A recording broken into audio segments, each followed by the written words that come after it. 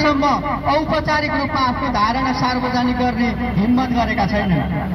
हामीले देखिरहेका छौँ, हामी समाचारहरू हेरिरहेका छौँ, यो देशमा लिपुलेखमाथि कालापानीमाथि जो विदेशीहरूले बारम्बार हस्तक्षेप गरिरहेका छन्, यसका विरुद्ध जो पछिल्लो चरणमा भएको गतिविधिको विरुद्धमा न काङ्ग्रेस बोलेको छ, न एमाले बोलेको छ, न माओवादी केन्द्र बोलेको छ। अहिले आफूलाई नयाँ भनिएको पार्टी रासपाले पनि यो विषयमा आफ्नो औपचारिक धारणा सार्वजनिक गर्ने हिम्मत गरेको छैन।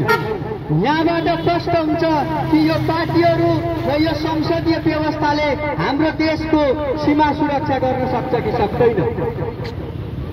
हामी यो सरकारलाई भन्न चाहन्छौँ, यी सत्ताधारीहरूलाई भन्न चाहन्छौँ, निकट भविष्यमा हाम्रो देशको प्रधानमन्त्रीको चीन र भारतको भ्रमण गर्दै हुनुहुन्छ।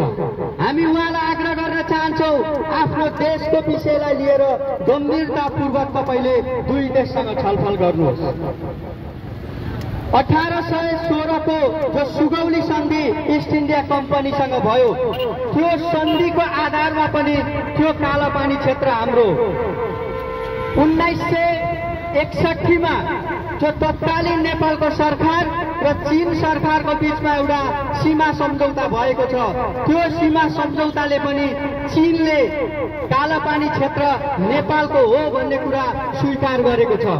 यो दुईटा मुख्य तथ्यहरूलाई अगाडि राखेर, यो दुईटा मुख्य प्रमाणहरूलाई अगाडि राखेर ती भारतीय शासकहरू र चाइनिज शासकहरूसँग हाम्रो देशको प्रधानमन्त्रीलाई गम्भीरतापूर्वक यो भ्रमणमा छलफल गर्नको निम्ति, बहस गर्नको निम्ति र आफ्नो देशको पक्षमा दृढतापूर्वक उभिनको निम्ति हामी अपिल गर्न चाहन्छौँ।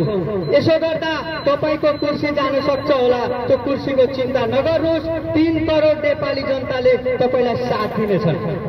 तर हामीलाई यो विश्वास छैन, हाम्रो पार्टीलाई यो विश्वास छैन कि केपी ओलीजी जो भारत र चीनको निकट दिनमा भ्रमण गर्दै हुनुहुन्छ, उहाँले नेपालको पक्षमा आफ्नो विषय राख्नुहुन्छ।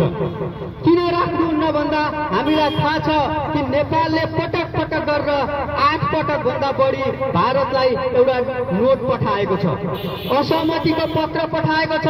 तर उनीहरूले पत्याएका छैनन्। किन पत्याएका छैनन् भने उनीहरूलाई थाहा छ कि यी मान्छेहरू दलाल हुन् भनेर। उनीहरूलाई थाहा छ यी मान्छेहरू उनीहरूकै तलब भत्ता खाएर काम गर्छन् भन्ने उनीहरूलाई थाहा छ। त्यसो भएको कारणले उनीहरूबाट यो समस्याको हल अब हुन सक्दैन भन्ने हाम्रो बुझाइ। हामीले भनिरहेका छौँ, हाम्रो पार्टीले भनिरहेको छ कि अहिले नेपालमा जो सत्ता सञ्चालन भइरहेको छ, यो मूलतः दलाल पुँजीवादमा आधारित सत्ता हो। यो सत्ताले नेपाली जनताको पक्षमा काम गर्ने होइन, यो सत्ताले नेपालको पक्षमा काम गर्ने होइन। मूलतः यो दलाल पुँजीवादी सत्ता भएको कारणले यसले भारतको काम गर्छ, यसले अमेरिकाको काम गर्छ। त्यसो भएको कारणले हाम्रो पार्टीको मूल कुरा के हो भने यो सत्ता बदल्नुपर्छ भन्ने हाम्रो कुरा हो। हामीले देखिरहेका छौँ, अहिले हाम्रो मुख्य दुश्मन भारत होइन, हाम्रो मुख्य दुश्मन चीन होइन, हाम्रो मुख्य दुश्मन अमेरिकी साम्राज्यवाद होइन। हाम्रो मुख्य दुश्मन भनेको नेपाल भित्र बसेर नेपाली जनताको मत लिएर विदेशीको काम गर्ने दलालहरू हुन्, यिनको सत्ता हो। त्यसो भएको कारणले हाम्रो पार्टीको मान्यता के हो भने यो सत्ता, यो व्यवस्था र यी दलालहरूको अन्त्य नहुन्जेलसम्म नेपालको भविष्य सुनिश्चित हुनेवाला छैन। त्यसो भएको कारणले हामी देशभक्त नेपालीहरूलाई अपिल गर्न चाहन्छौँ, अब समय आयो। भनाइ छ नि, माटोले माग्दैन दिनुपर्छ, त्यो समय आयो। अब हरेक नेपाली जनता उठ्न जरुरी छ, हरेक नेपाली जनता सडकमा आउन जरुरी छ। इतिहास सम्झ्यौं, भारतीय एकजना कलाकार ऋतिक रोशन भन्नेले नेपालको विषयमा जो कुनै वर्षमा कुनै समय अगाडि भनेका थिए, त्यो बेला जसरी नेपाली जनता सडकमा आएका थिए, अहिले त्यही ढङ्गबाट नेपाली जनता सडकमा आउन जरुरी छ। र यी विदेशीहरू जो नेपाललाई हेपेर नेपालका मान्छेहरूलाई किनेर यहाँका दलालहरू मार्फत नेपालको जो सार्वभौम सत्तामाथि धावा बोलिरहेका छन् ती शासकहरूलाई, ती विदेशीहरूलाई हामीले देखाउन जरुरी छ कि नेपाली जनता, नेपाल त्यस्तो राष्ट्र हो यो इतिहासमा कहिले गुलाम भएको थिएन। इतिहासमा यो देश कहिले गुलाम भएको थिएन। इतिहासमा नेपाली जनता कसैको पराधीन भएका थिएनन्। अहिले नेपालका मुठ्ठीभरका दलालहरूको कारणले विदेशीहरूले हामीलाई हेप्छन् भने नेपाली जनता फेरि अर्को एउटा राष्ट्रियताको पक्षमा सङ्घर्ष गर्न तयार छ। यो हामीले सडकबाट देखाउनु पर्ने स्थिति पैदा भएको छ। आदरणीय दाजुभाइ तथा दिदीबहिनीहरू, यहाँ उद्घोषक कमजोरले राख्नुभयो, हामी हाम्रो कार्यक्रमलाई छोट्याउनेछौँ, सानो बनाउनेछौँ। त्यसो भएकोले म तपाईँहरूसँग लामो विषय राख्दिनँ।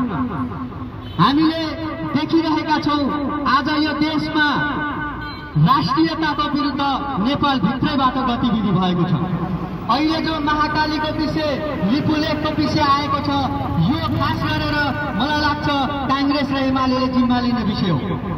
तपाईँ हामीलाई थाहा छ 2054 सालमा जति बेला महाकाली सन्धि यो दुईटा पार्टीहरूले गरे, त्यो बेला महाकालीको उद्गम स्थल लिम्पियाधुरा हुँदाहुँदै त्यो सुगौली सन्धिले भनेको लिम्पियाधुरा 1961 को चीन र नेपाल बीचको सम्झौताले भनेको लिम्पियाधुरालाई अस्वीकार गर्दै खास गरेर काङ्ग्रेस र एमाले त्यो हाम्रो उद्गम स्थल लिपुलेखमा सीमित गर्दाको परिणाम हो आज यो।